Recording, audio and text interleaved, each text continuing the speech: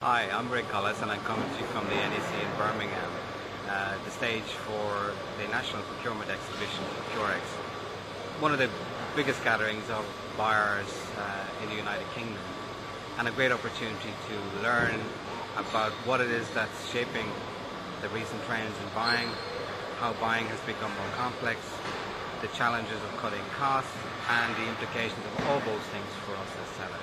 With this video log, I'll be keeping you up to date with some of the issues being discussed here today, and in particular how they are going to affect us as sellers over the coming months.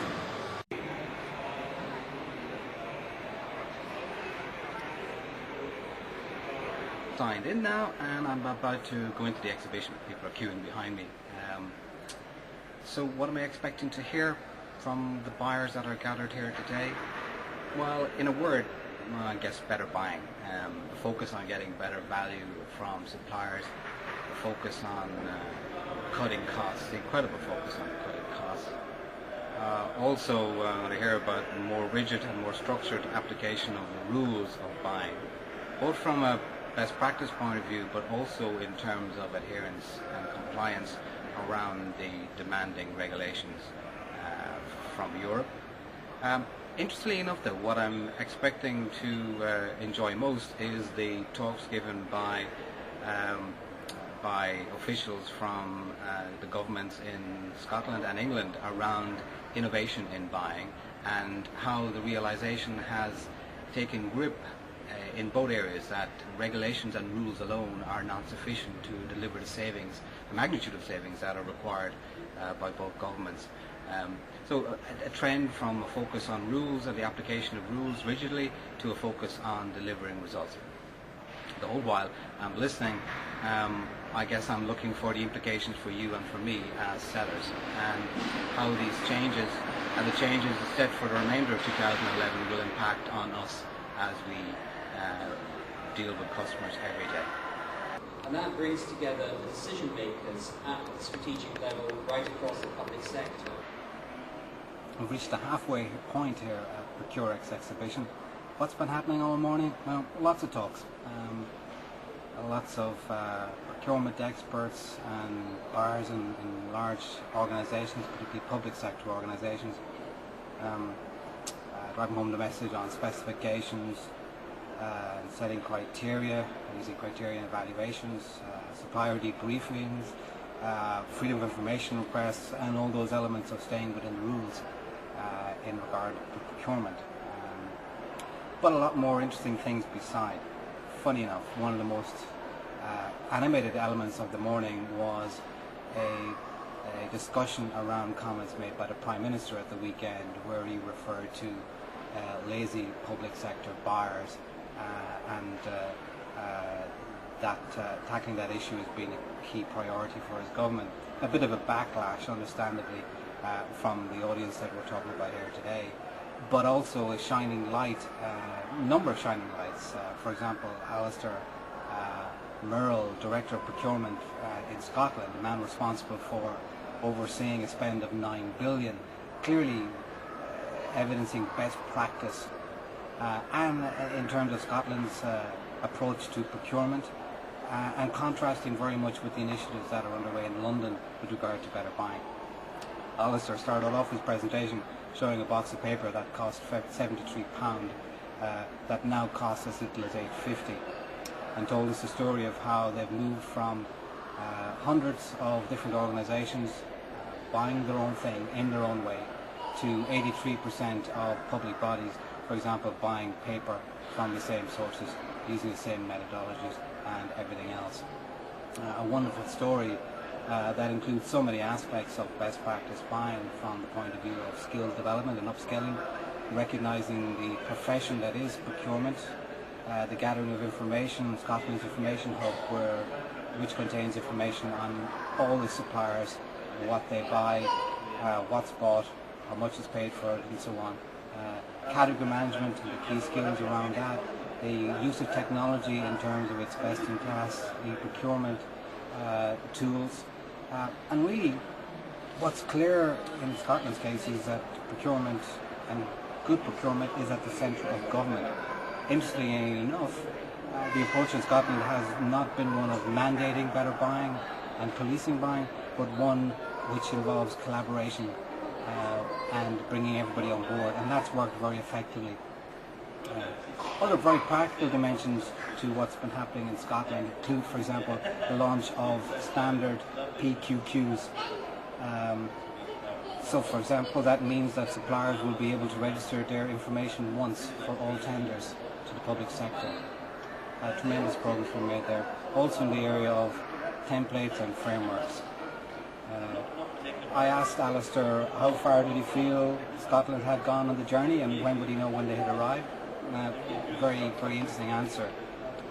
His feedback was the journey will continue, that demands in terms of the quality of services, the nature of support to domestic businesses and their involvement in the government supply chain, and the quality and value dimensions will continue to change. People will expect more for less continually, and the job will continue. Just waiting on another event to start here at the NEC, and you can see buyers mulling around behind me. It gives me a chance to ponder on the importance of these events.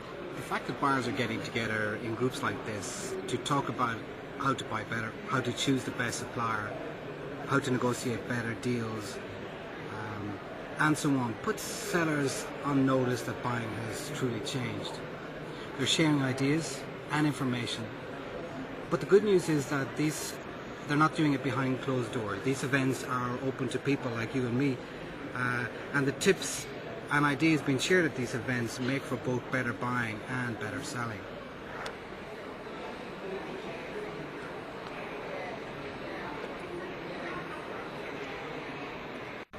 Just after a presentation there on the different approaches to risk between the private sector and the public sector, the importance of putting risk right up there in the management of projects and the management of procurement, and that it's not always the case. The presenter saying, why deal with price and not deal with risk?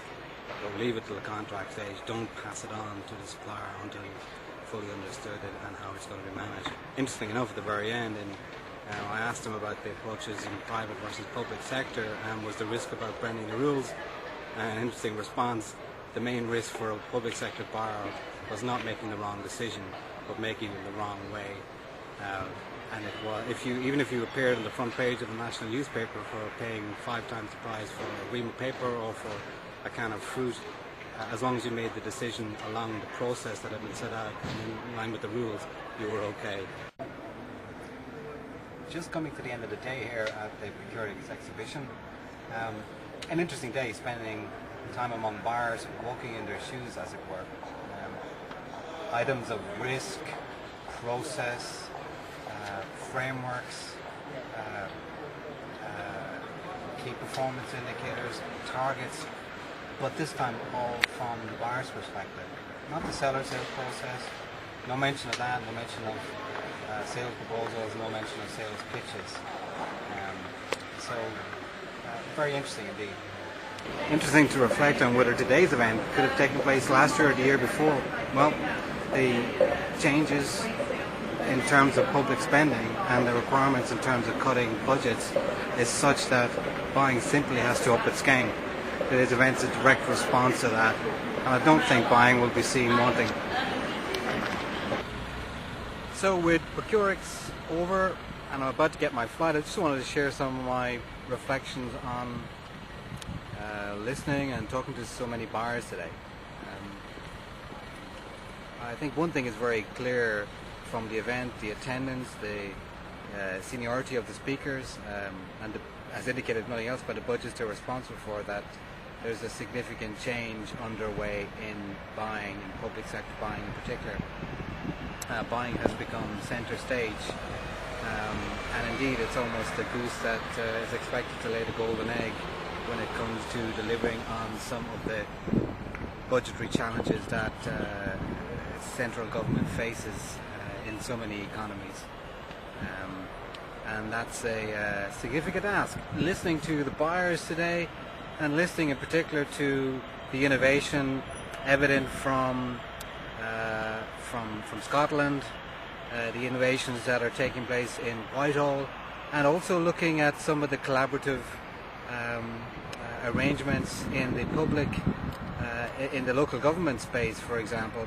One of the speakers today responsible for 12 local authorities aiming to push the total aggregated spend from 3 billion to 15 billion in 4 years alone in terms of centralised buying.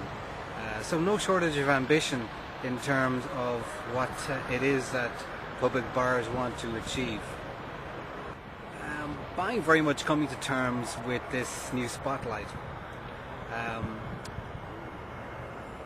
Reconciling the rules and regulations that have traditionally dominated what happens in buying to embracing new skills, new mechanisms, and carrying several objectives and responsibilities from improved services to SME growth and economic development.